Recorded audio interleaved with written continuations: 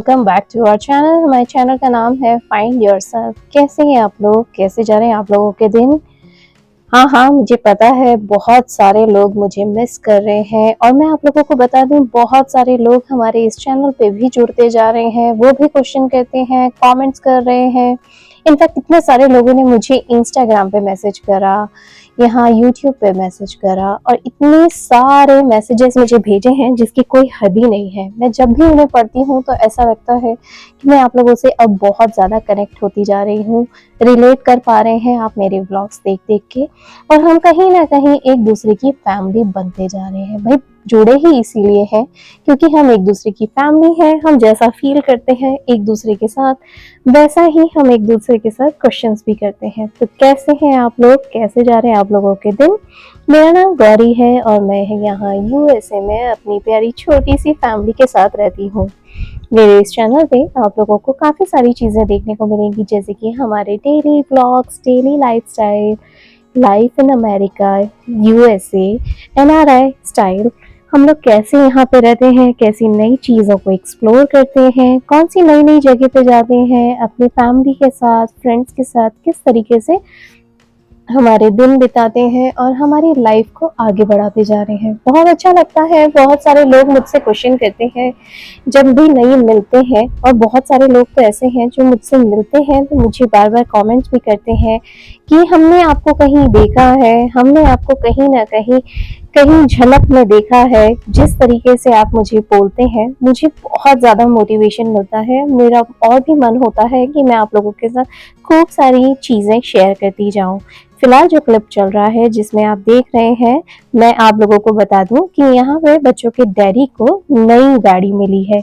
यानी कि हम बच्चों के डैडी के पास जो पहली गाड़ी थी, प्रमोशन होता है तो उस पे नई गाड़ी मिलती है। तो बच्चों के डैडी का प्रमोशन हुआ है। जी हाँ, ये आप लोगों के साथ गुड न्यूज़ शेयर कर रही हूँ। बच्चों के डैडी का प्रमोशन हुआ तो उन्हें नई गाड़ी मिली। तो गाड़ी जो पहले थी वो टोयोटा कोरोला थी, उसके बाद नई hyundai एलेंट्रा मिली जो कि है हाइब्रिड मॉडल। बच्चों के डैडी बहुत ज़्यादा खुश थे। इनफैक्ट मैं भी बहुत ज़्यादा हैप्पी एंड एक्साइटेड थी। तो मैंने सोचा कि ये प्यारे प्यारे से क्लिप्स को मैं अपने कैमरे में कैद करूं और आप लोगों के साथ शेयर करूं। इसी बहाने आप लोगों के साथ मेरी यादें भी शेयर होंगी और मेरी यादें भी बनती जाएंगी। भाई हमारे पास जो कैमरा है, हमारे पास जो फ़ोन है, उसका यही तो फ़ायदा है और कि मैं आप लोगों के साथ अपने प्यारी प्यारी सी चीज़ें शेयर करती रहूं। भाई मुझे जब ये प्लेटफॉर्म मिल रहा था तब मैंने सोचा नहीं था कि मैं इतनी प्यारी, इतनी बड़ी फैमिली बना लूँगी। और जब मुझे ये मैंने स्टार्ट करा तब मुझे बिल्कुल अंदाज़ा नहीं था कि मैं आप लोगों के साथ इतना जुड़ जाऊँगी, इतने गहरे हमारे रिलेशन हो जाएँगे आपस के। आज जब हम जुड़ चुके हैं तो मुझे बहुत अच्छा लगता है जब आप मुझे क्वेश्चन करते हैं, इनफैक्ट आप जब मुझे याद करते हैं तब। मैं आप लोगों को बता दूं कि इतने दिनों से मैं बहुत ज़्यादा बिजी थी क्योंकि इतनी सारी चीज़ें चल रही थी एक साथ, वन बाय वन। ये मार्च का महीना बहुत सारी चीज़ें लेकर आया सच में। बच्चों के डैडी की नई गाड़ी, फिर हमने फिर तीज त्योहार, बच्चों के स्कूल, बच्चों के स्प्रिंग ब्रेक, बहुत सारी चीज़ें एक साथ चल रही थी। इनफैक्ट बच्चों के दादाजी भी यहाँ घर पे आए हुए हैं। ऑफ कोर्स अगर आपके पेरेंट्स इंडिया से आपको विजिट करने के लिए आते हैं तो उनका बहुत मन होता है खूब सारी यादें बनाने का और हमारा भी बहुत मन होता है कि हम अपने पेरेंट्स को काफ़ी सारी चीज़ें दिखाएं और घुमाएं। ठीक वैसे ही ऑफ कोर्स उम्र की भी एक मार पड़ जाती है। बड़े पेरेंट्स लोग जिनकी उम्र ज़्यादा होती है या बुजुर्ग हो जाते हैं वो ज़्यादा घूम नहीं पाते हैं। बस उनका यही फंडा होता है कि बस वो अपने बच्चों के साथ खूब सारा टाइम बिताएं, भले ही वो घर पे ही क्यों ना हो। तो ठीक वैसे ही हम लोगों ने भी सोचा कि इतनी लंबी लिस्ट थी तो हमने उसे शॉर्टन डाउन करा और हमने यही सोचा कि एक काम करते हैं, वो सारी इजी चीज़ें करते हैं जिसमें बच्चों के दादाजी भी इंजॉय कर सके और हम भी उनके साथ ढेर सारा समय बिता सके। तो ठीक वैसे ही जब गाड़ी आई उन्हें बहुत खुशी हुई। वैसे ही मैंने उसकी घर पे पूजा भी कर दी थी। हमने सोचा तो था हम बाहर जाएंगे, पंडित जी से पूजा करवाएंगे, पर टू बी वेरी ऑनेस्ट मैं आप लोगों को एक बात बता दूं, आजकल हर चीज़ कमर्शियल हो चुकी है और मुझे इतने बार लेसन्स हो चुके हैं हर छोटी छोटी चीज़ों में डॉलर जिस तरीके से खर्चा होता है, तब मुझे यही लगता है कि अननेसेसरी खर्चा करने का कोई मतलब नहीं।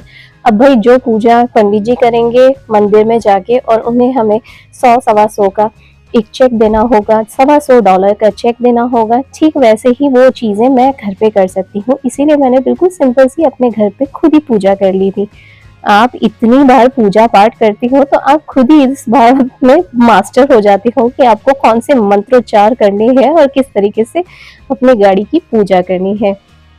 वैसे ही मुझे काफ़ी मन होता है कि मैं कितनी बार जाऊँ और मंदिर में थोड़ा टाइम बिताऊँ। कितनी बार मैं सोचती भी हूँ, पर वही होता है ना कि हर दिन पॉसिबल नहीं हो पाता। इसीलिए मैंने हफ़्ते में कोई सा एक दिन सेलेक्ट कर रखा है, या तो मैं ट्यूसडे चली जाती हूँ या फ्राइडे या फिर थर्सडे। यू नो व्हाट, कोई भी दिन आप चले जाओ, भगवान के लिए सब कुछ बहुत अच्छा होता है। लेकिन बस पर्टिकुलर डेज़ पे जाने पे ये होता है कि एक बंदिश हो जाती है, जिसे आप रेगुलरली करना पसंद करते हैं। तो ठीक वैसे ही मैंने भी एक दिन सेलेक्ट कर रखा है, और जैसे ही वो दिन आने वाला होता है, टिक टिक टिक टिक टिक टिक मेरे दिमाग में घड़ी बजने लगती है। इसीलिए और यहाँ पे मंदिर जाने के बाद नेक्स्ट डे ये हुआ कि मैं अपने जिम पे चली गई थी। जिम पे जैसे रिसेंटली अभी मैंने आप लोगों को बताया कि मेरा काफ़ी सारा वज़न कम हुआ है। वज़न कम करने के लिए सिर्फ़ और सिर्फ़ एक्सरसाइज़ ही काफ़ी नहीं होती है, आपके खान-पीन पे भी बहुत ज़्यादा ध्यान देना होता है। काफ़ी सारे लोगों ने मुझे बोला है कि काफ़ी ड्रामेटिक चेंज दिख रहा है तुम्हारी बॉडी में। यानी कि मुझे पहले जो कपड़े बहुत टाइट-टाइट आते थे, अब वो काफ़ी ढीले हो गए। मुझे भी मेरे अंदर काफ़ी चेंजेस नज़र आए हैं। वज़न कम होने से मैं एक्टिव हो गई हूँ, काफ़ी सारी चीज़ों को ईज़िली कर पाती हूँ और फटाफट कर पाती हूँ। इसीलिए काफ़ी सारी मल्टीटास्किंग फिर से करनी शुरू कर दी है मैंने। मुझे बहुत अच्छा लगता है। इनफैक्ट मुझे पहले ऐसा लगता था, बीच में ऐसा लगने लगा था कि मुझे लगता है कि मुझे नए कपड़े खरीदने पड़ेंगे। लेकिन नहीं, मुझे मेरे पुराने कपड़े ही फिट आने लग गए and I am so happy. नहीं तो अदरवाइज़ मुझे यही लग रहा था कि कपड़ों पे एक नया खर्चा करना is like too much of wasting money. इसीलिए तो यहाँ पे मैं जब जिम पे गई थी, जिम करके आने के बाद मैं वैसे ही बहुत ज़्यादा एक्सर्ट हो जाती हूँ। उसके बाद मेरे पास टाइम था, तो मैंने सोचा कि जैसे-जैसे अब अच्छे दिन आ रहे हैं, गर्मी वाला मौसम होने वाला है, तो यहाँ पे थोड़ी प्लांटिंग भी करनी ज़रूरी है। जैसे कि मैं तुलसी लगाती हूँ अपने घर में, बोगनवेलिया है मेरे पास, मोगरा है मेरे पास। तो मैंने सोचा कि एक काम करती हूँ, मिट्टी ले आती हूँ। नई मिट्टी बदलना बहुत ज़रूरी है। नई खाद और नई मिट्टी की बात ही अलग होती है, उससे प्लांट काफ़ी हेल्दी रहते हैं और उन्हें बार-बार ट्रिम करने की ज़रूरत नहीं पड़ती शुरुआती दिनों में, इसीलिए। तो मैंने सोचा कि नए पैकेट्स ले आती हूँ, तो वही पैकेट्स लेकर आ रही थी और ये पैकेट्स ट्रस्ट मी पहले मुझसे उठते भी नहीं थे, लेकिन एक्सरसाइज करने के बाद मुझे समझ में आया कि बॉडी में काफ़ी स्ट्रेंथ आ गई है। कम से कम मुझसे ये बैग्स तो उठ पा रहे हैं, नहीं तो ये बैग्स भी नहीं उठ पाते थे, सच में।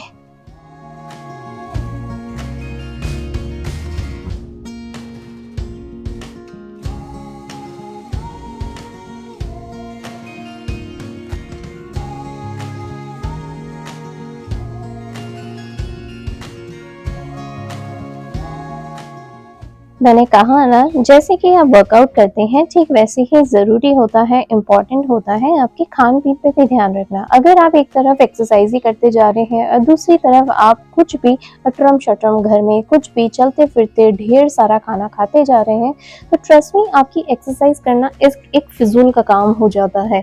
क्योंकि अगर आप जिस तरीके से पसीने के थ्रू अपनी सारे वज़न को घटाते हैं, पर इनटेक के लिए आप खाने में कुछ भी खा रहे हैं, मतलब कुछ भी, चाहे लेफ्टओवर ही क्यों ना हो या फिर खूब सारा आपने बनाया हुआ स्नैकिंग ही क्यों ना हो, मतलब चढ़ते-फिरते आपको चढ़ने की ज़रूरत नहीं है, आपको कंट्रोल करने की बहुत ज़रूरत है।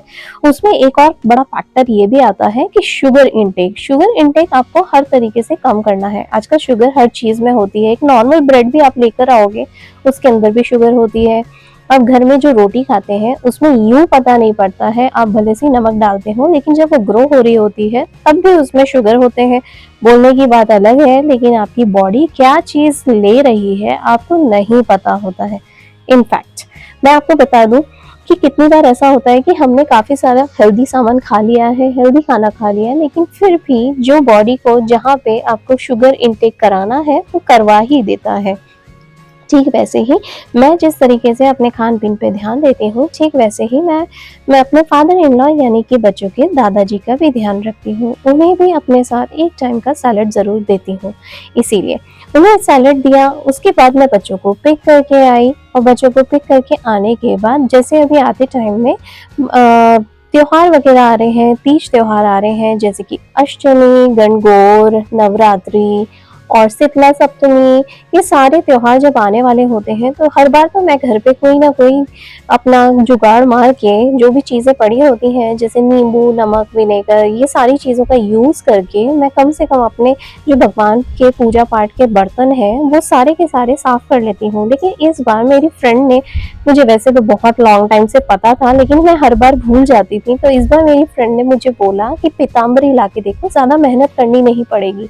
सच में मैं बताऊँ, पीताम्बरी लेकर आई, पीताम्बरी पाउडर, जरा सा उसका 1-2 चुटकी डाली होगी, उसे पहले अच्छे से साफ कर लिया 2 बूंद पानी के साथ, हार्डली कुछ सेकंड्स ही हुएंगे उसे घिसते-घिसते।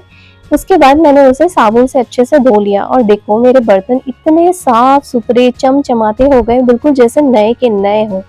सच में बात ही अलग है यार, कम मेहनत में इतनी सारी चमक आ जाती है ना, तो सच में ऐसा लगता है कि भई वाह! अगर ये काश मुझे पहले पता होती, इसीलिए। तो मैंने सोचा कि भई अगर मुझे ये ट्रिक पता पड़ गई है तो मैं आप लोगों के साथ शेयर करूँ।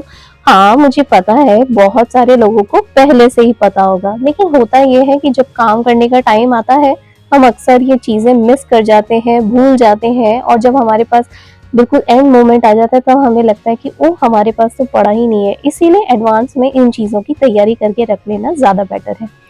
ठीक वैसे ही, और मैं आपको बता दूँ, मैं जैसे अपना फ़ोन चलाती रहती हूँ ना, बीच-बीच में उपवास के खाने की बहुत सारी चीज़ें आती रहती हैं, रील्स, शॉर्ट्स काफ़ी सारे आते रहते हैं। तो इस बार ना घर में मेरे पास 1-2 कटोरी साबूदाना पड़े हुए थे और इंस्टेंट पॉट में साबूदाना कैसे बनाते हैं उसकी एक रेसिपी आई हुई थी। मैंने तो झटपट से अपने इंस्टेंट पॉट में साबूदाना डाला, उसके बाद मैंने थोड़ा-सा पानी डाला, फिर जीरा डाला, सेंधा नमक डाला और थोड़ी-सी लाल मिर्ची के फ्लेक्स डाले और थोड़ी-सी हरा धनिया के कुछ 5-6 पत्तियाँ डाल दी।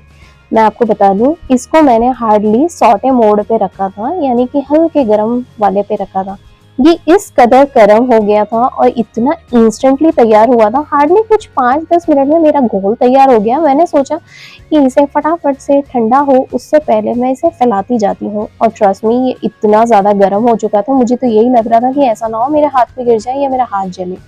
तो मैंने सोचा चलो एक काम करती हूँ, फटाफट से इसे अपने एक ऊपर से जो पैकिंग के बैग्स होते हैं, यानी कि मेरे पास जो ट्रैवलिंग वाले बैग्स थे उनका प्लास्टिक काफ़ी अच्छा है, मोटा है, वो गलता भी नहीं है और काफ़ी लॉन्ग टाइम तक चलेगा। तो पीछे मैंने पंखा लगा लिया और फटाफट से इसे थैली के ऊपर हल्का-सा तेल स्प्रे करा और उसके बाद मैंने फटाफट इसे फैलाना शुरू कर दिया। लेट्स सी, अगर ये चीज़ मेरी कामयाब हो गई तो डेफ़िनेटली मैं आप लोगों के साथ इसका तला हुआ रूप भी शेयर करूँगी। चलिए मिलती हूँ आप लोगों से नेक्स्ट व्लॉग में जल्दी। यहाँ पे ये फटाफट से पापड़ को फैला लेती हूँ और इसके नेक्स्ट वाले व्लॉग में आप लोगों के साथ ढेर सारी बातें करती हूँ और आप लोगों को अपडेट करती हूँ और क्या-क्या करा मैंने इतने दिनों में।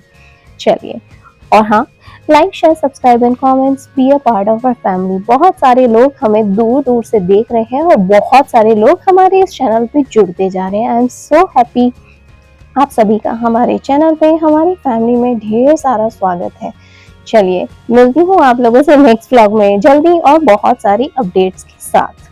Alrighty, bye.